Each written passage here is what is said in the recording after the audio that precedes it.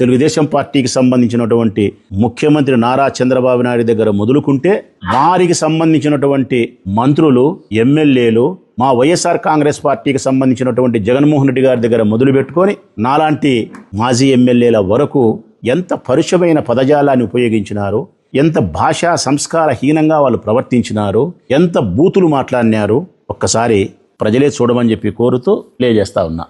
మానలేదు నువ్వు,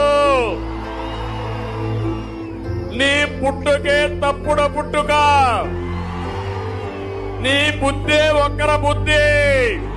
నీ తల్లి మొగుడిచ్చాడా, మీ అమ్మమ్మ మొగుడిచ్చాడా, మీ నాన్నమ్మ మొగుడిచ్చాడా? తిక్క రేగితే నాకు ముఖ్యమంత్రి వాళ్ళ అమ్మమ్మ కూడా ఎవరు గుర్తురాడు నాకు.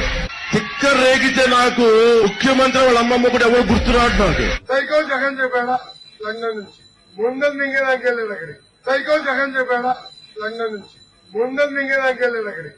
చంద్రబాబు నాయుడు గారు ఏమంటారు? నీ పుట్టుకే తప్పుడు పుట్టుక జగన్. ఇది ఏమని అర్థం ప్రజలారా? మా జగన్ పుట్టుకే తప్పుడు పుట్టుక అంటే దీని అర్థం ఎంత దూరం పోతుంది? దీని మీద చంద్రబాబు నాయుడు గారి మీద కత్తులు కర్రలతో దాడులు చేయాలనా? కనీసం చట్ట ప్రకారమైన చర్యలు తీసుకోవాలనా? తీసుకోలే జగను. మరొక మాట ఏమన్నాడు ఆయన? మీ అమ్మ మొగుడిచ్చినాడా, మీ అమ్మమ్మ మొగుడిచ్చినాడా, మీ నాయనమ్మ మొగుడిచ్చినాడా? చంద్రబాబు నాయుడు అమ్మ మొగుడు రమ్మను తేల్చుకుంటా అని అమ్మటి రాంబాబు అన్నందుకు అమ్మటి రాంబాబును సంపనీకి ప్రయత్నం చేసినారే. ఇక్కడ 3 సార్లు ముగ్గురిని అన్నాడు. మీ అమ్మ మొగుడని జగన్ను, జగన్ అమ్మమ్మ మొగుడని రెండోది, జగన్ వాళ్ళ నాయనమ్మ మొగుడా అని మూడోది. ఏమన్నాలయ్యా మరి? ఇవన్నీ మీరు మాట్లాడింది ఎప్పుడు తెలుసునా? ఈ ప్రభుత్వంలో కాదు, మా ప్రభుత్వంలో మాట్లాడినారు. కానీ మీ పైన చర్యలు లేవు.